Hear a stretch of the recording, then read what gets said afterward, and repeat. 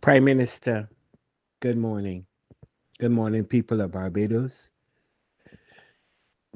Good morning to the leader of government business in the House of Assembly, Attorney General Dear Marshall. Again, people of Barbados, deepest condolences to the family of that young 13-year-old boy who lost his life in the prime of his life. Prime Minister, serious times require serious people. I listened to your address to the nation this morning with a lot of compassion in my heart and respect and love for the people of Barbados, for the government of Barbados. Prime Minister, Attorney General Marshall, Leader of Government Business Sandra Bradshaw, Leader of the Opposition Ralph Thorne. Go to Dodds. Go to where the problem exists. It's on the inside of Dodds. Talk to the leaders of these gangs and the people who were in these gangs while they're in Dodds. Co-opt them. You may think that what I'm saying is crazy, but it is not. Co-opt them. Ask them for help to stem the tide of violence that is pervasive across our island nation. Please,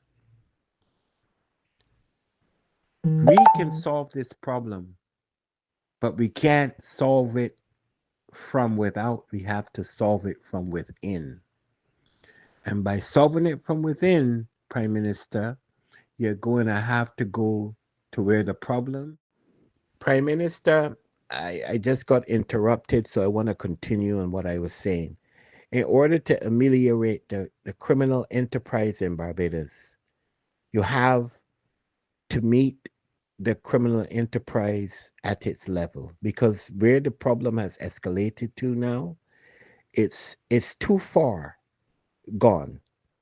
And what we have to be able to do is to have the chieftains of criminal enterprise in Barbados, who may or may not be incarcerated, to be part of the healing process, to be part of the process of assistance, to stave off young individuals from gravitating towards criminality.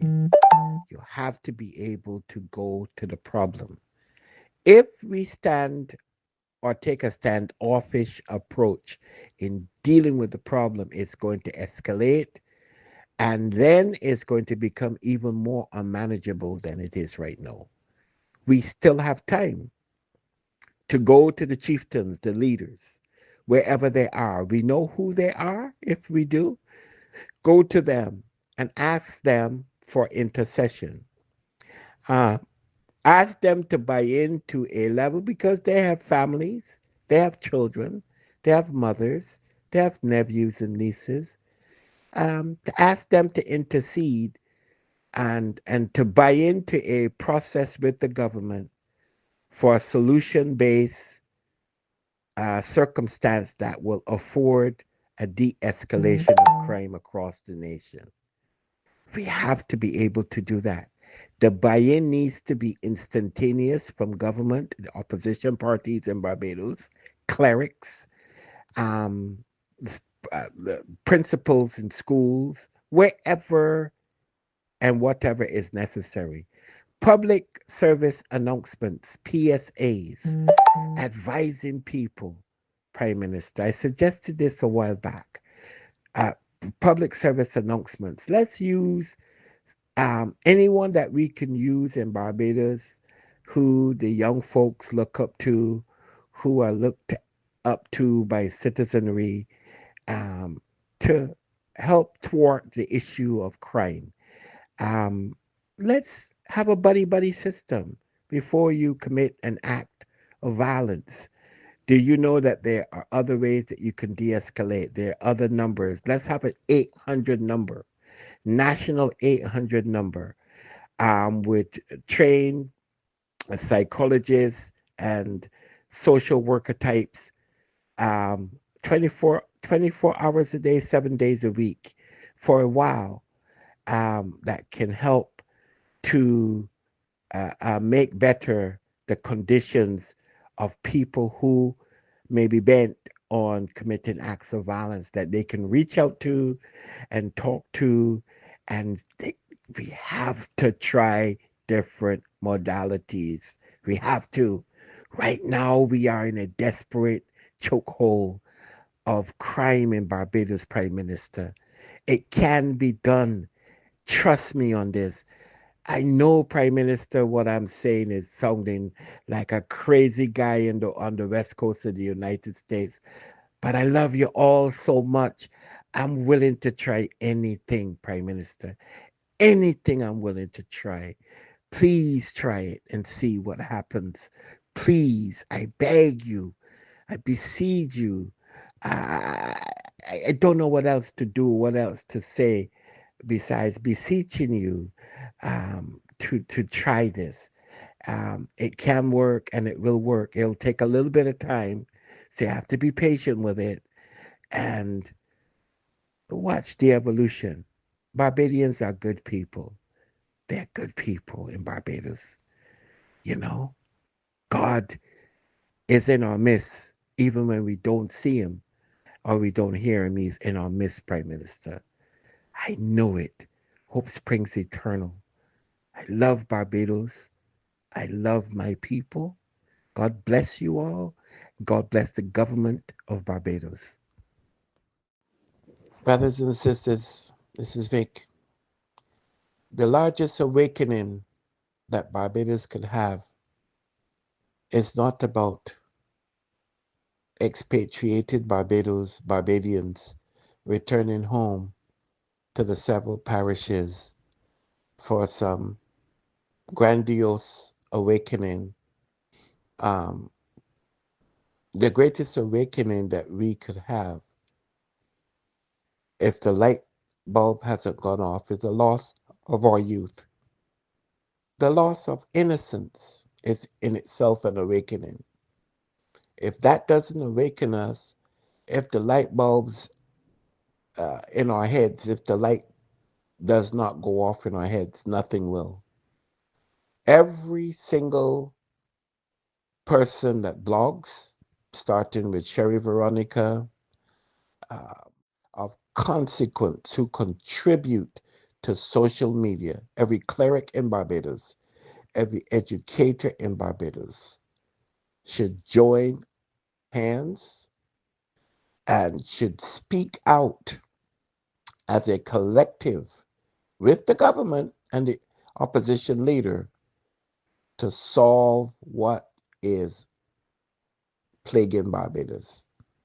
We need all hands on deck. No one should go missing.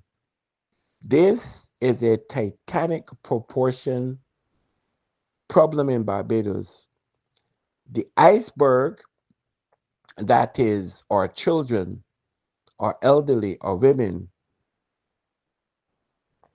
lies up ahead.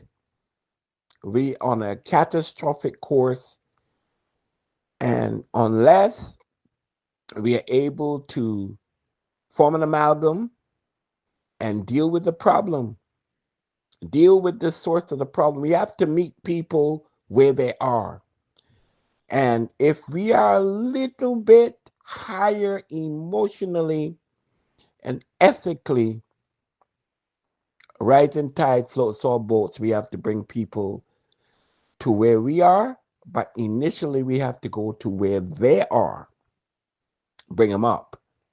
Because if we don't do it, we're going to lose a whole generation of people gone by the wayside, not even, don't even know where they went.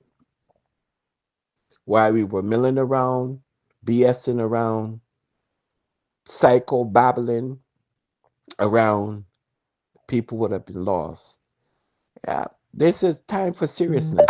serious constructive conversation, but more importantly, action needs. I mean, every person who possesses access to a platform should um, be emboldened to come out, speak up, and commit to an action plan. We need action people, not talkers. People who are willing, ready, and able, locked and loaded with an action plan. The divisiveness that faces our children now is very personal. No society can say that it is prepared to go forward generationally unless it's able, ready, willing, and able, equipped with the protection mechanism for its youth, for its elderly, and for its women. As those three segments of Barbados' society go, so does Barbados go. And we must be ready, willing, and able to conversely and manifestly um, get our acts together and stand united against this tide of violence and this madness, this psychosis. It is a psychosis, you know. And we need to be able to deal with it. We can't go from the psychosis that shackled us together under the tentacles of chattel slavery to now invoke another form of slavery on ourselves, on our people, the slavery of violence. That's slavery in itself. The inability to be able to move about Barbados as you would want. You're now locked down, uh, proverbially speaking, in at all hours of the day, afraid to venture out and enjoy the beauty of Barbados because of the vicissitudes of what is a violent a society. We have to have a realistic conversation. The liberal sprinkling of those people who are actors of violence and behavior that is criminally nomadic.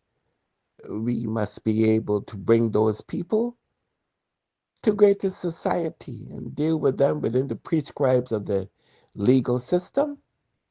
And the conversation must be had in Parliament. Parliament makes the laws. The judiciary enacts the laws.